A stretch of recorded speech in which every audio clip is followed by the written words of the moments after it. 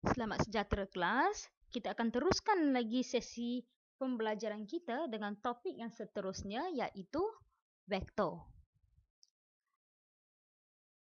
Perkara pertama sekali yang kamu akan belajar dalam sesi pengenalan vektor adalah kuantiti vektor dan skala. Dalam kehidupan seharian ini terdapat pelbagai kuantiti dan kita boleh bahagikan kuantiti ini kepada dua bentuk iaitu vektor dan skala. Kuantiti yang mempunyai magnitude dan arah dikenali sebagai vektor, manakala kuantiti yang hanya mempunyai magnitude tanpa arah dikenali sebagai skala. Contohnya adalah seperti sebuah kereta yang bergerak laju di jalan raya ke arah selatan dengan laju 80 km per jam. Kereta ini sebenarnya adalah satu kuantiti vektor. Untuk kuantiti skala pula adalah contohnya seperti sesuatu cecair yang disimpan di dalam peti sejuk pada suhu negatif 12 darjah Celsius. Suhu tidak mempunyai arah, maka suhu itu adalah satu kuantiti skala.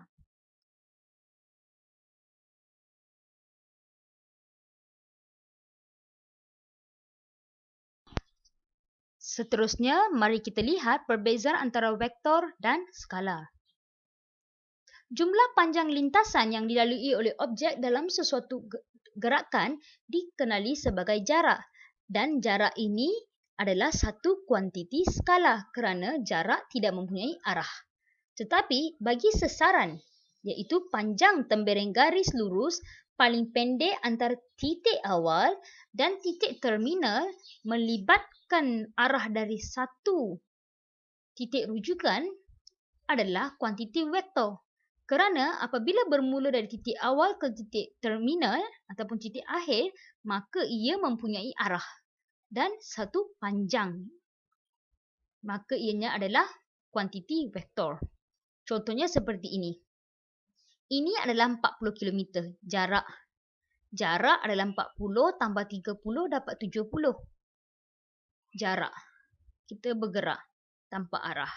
Tetapi apabila kita ada titik mula dan titik akhir, maka keadaan ini kita panggil sebagai satu vektor. Ini adalah jarak. Contoh seterusnya adalah laju. Kadar perubahan jarak terhadap masa adalah satu kuantiti skala. Tetapi hal laju iaitu kadar perubahan sesaran. Nilainya negatif jika objek bergerak dalam arah bertentangan. Maka bila arah itu boleh memberi perubahan, boleh memberi satu nilai kepada kuantiti tersebut, maka kuantiti itu adalah kuantiti vektor. Contohnya, Aziz bergerak dari A ke B dengan laju dan hal laju yang sama. Kemudian dia patah balik dari B ke A dengan laju 90 km dan hal laju negatif 90 km. Kenapa jadi negatif 90? Nah, kenapa lajunya masih kekal? Sebab apabila dia bergerak dari A ke B, arah itu tidak penting bagi kuantiti skala. Jadi bergerak ke sini jadi 90 dan patah balik pun 90. Tetapi hal laju adalah berbeza. Hal laju titik mulanya adalah A ke B. Maka arah sini adalah positif. Dan apabila dia kembali ke A, arahnya sudah negatif. Maka hal laju itu adalah negatif dan ianya adalah kuantiti vektor. Begitu juga dengan jisim. Kuantiti jirim yang terkandung dalam sesuatu objek, nilainya tidak berubah mengikut lokasi. Tetapi ianya berbeza bagi berat. Kerana berat adalah daya tarikan graviti bumi ke atas suatu objek. Nilainya tidak tetap dan bergantung kepada daya tarikan graviti suatu lokasi. Contohnya, jisim seorang angkasawan semasa berada di bulan ialah 120 kg dengan berat 200 Newton. Manakala jisim angkasawan tersebut semasa berada di bumi ialah 120 kg dengan berat 1200 Newton. Kamu lihat berat itu jisim itu kekal walaupun berada di mana sahaja, dia tidak berubah. Tetapi berat itu akan berubah kerana bulan nilainya lebih rendah daripada bumi. Jadi kedudukan itu sebenarnya. Seterusnya kita wakilkan vektor. Vektor boleh diwakili oleh satu tembereng garis berarah di mana anak panah mewakili arah vektor dan panjang garis pula mewakili magnitude. Cara ditulis contohnya dari A ke B, maka kita akan tulis A, B, atas tu ada anak panah. So anak panah itu menunjukkan kita bermula dari A dan berakhir di B. Seterusnya, vektor juga boleh diwakilkan dengan tanda tanda seperti berikut. AB atau AB sama macam di atas.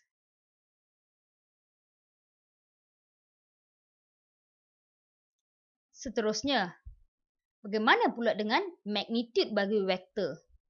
Magnitude bagi vektor pula boleh ditulis sebagai AB atau AB ni ada arrow, ini tak ada arrow. Dan dikira menggunakan formula yang berikut, iaitu punca kuasa X² tambah Y². Ingat ini ada dua tiang di antara A dan B ni, kita ada AB vektor AB ada dua tiang. Kalau dalam function kita kata ia sebagai modulus, di mana nilai yang negatif akan jadi positif.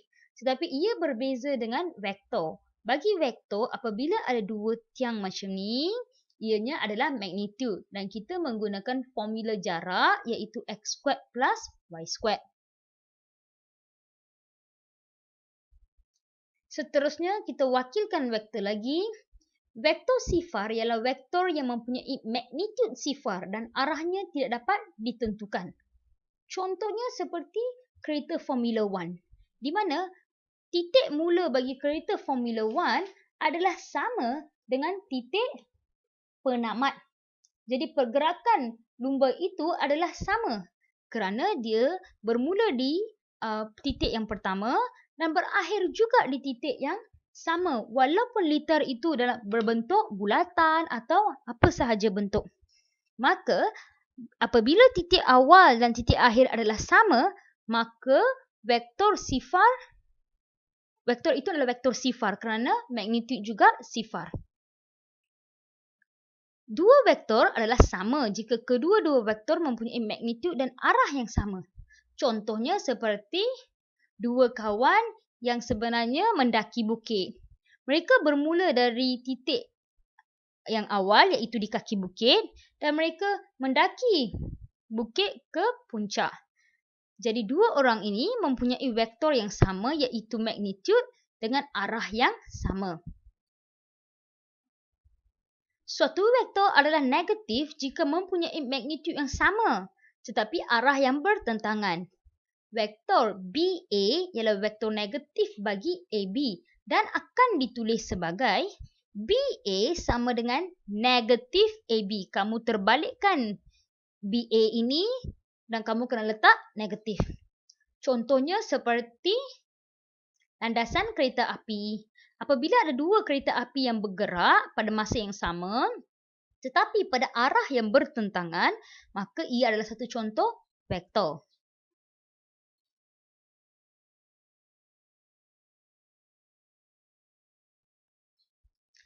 Jadi kita bincang soalan untuk bahagian pengenalan kita. Lukis dan label setiap vektor yang berikut. SR mewakili sesaran 12 km ke timur. Maka SR apabila utara macam ni, so SRS bergerak ke R pada arah timur.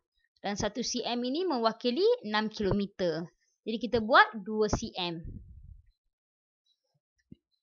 Yang kedua, P mewakili daya 7N ke selatan. Maka kita turun ke bawah ke selatan dan kita labelkan sebagai P. Dan oleh sebab 7, kita buat 1 cm mewakili 3.5 Newton. Maka ada 2 cm ke selatan. Dan C, R mewakili 70 meter per saat ke kiri. Maka kita bergerak ke kiri dengan satu perwakilan 1 cm mewakili 20 meter per saat. Jadi di sini kita akan ada 3.5 cm. So, ini adalah contoh lukis dan label vektor yang diberi. Seterusnya, soalan yang kedua. Raja di sebelah menunjukkan vektor AB yang mewakili sesaran suatu zarah dari titik A ke titik B. Dari titik A ke titik B. Cari magnitude dan arah pergerakan zarah itu dari titik A. Maka kalau kamu tengok kat sini, ianya bermula dari A kepada B. Untuk buat pengiraan, awak kena bergerak dari sini ke sini. Jadi, kita akan tulis AB, anak panah, ada dua tiang yang membawa maksud magnitude. Jadi, kita akan menggunakan formula jarak dan mengira nilai X dan Y. Nilai X adalah 1, 2, 3, 4, 5. Jadi 5 square dan kita naik ke atas. 1, 2, 3, 4 dan 5. Ada 5 square. Maka 5 square plus 5 square adalah square root 50. Dan kamu boleh biar saja square root 50 atau kamu boleh lagi perbaiki jadi 5 square root 2. Maka magnitude AB ialah 5 square root 2 cm dan arah AB adalah timur laut. Maka ini adalah utara sebab kamu nampak maklumat ini. Ini adalah utara. Belah utara dan dia bergerak ke arah sini, itu adalah timur laut. Kalau sini barat laut. Ke sini tenggara. Ke sini barat daya dan seterusnya.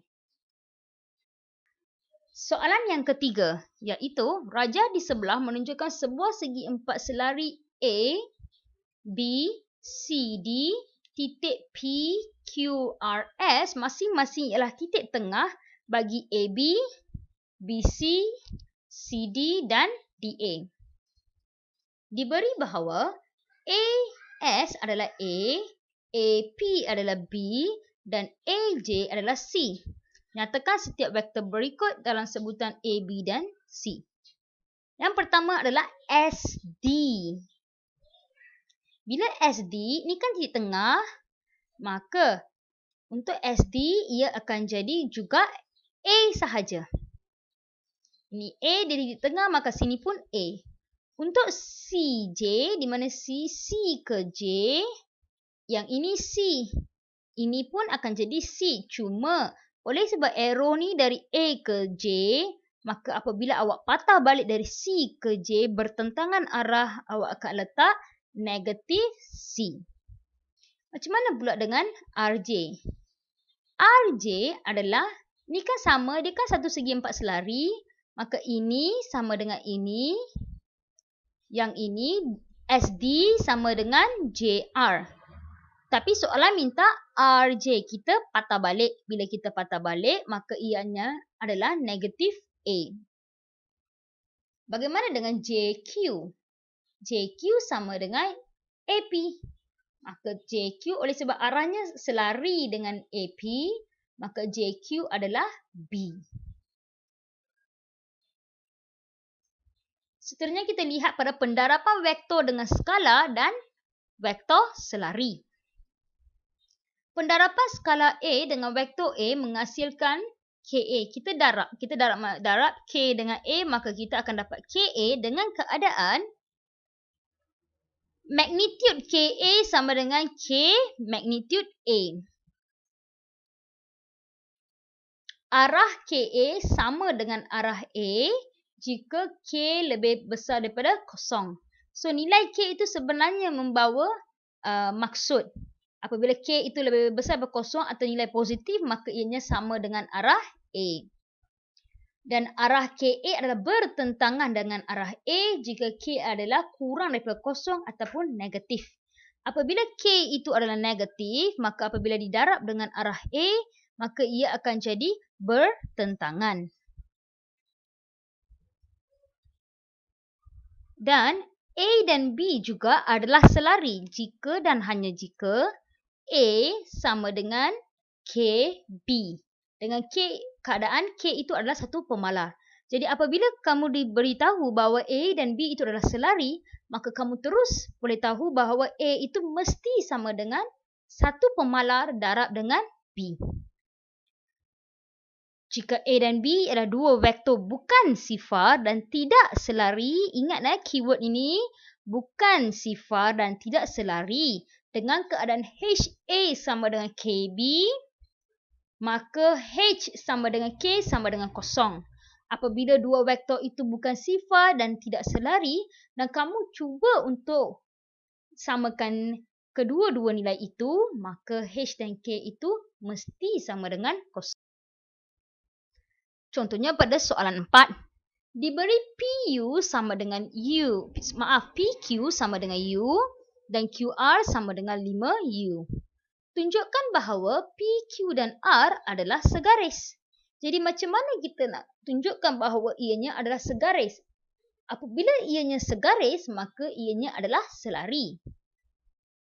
Kaedahnya adalah diberi PQ sama dengan U dan QR sama dengan 5U, maka awak buatlah perkaitan di antara QR dan PQ, iaitu QR sama dengan 5PQ.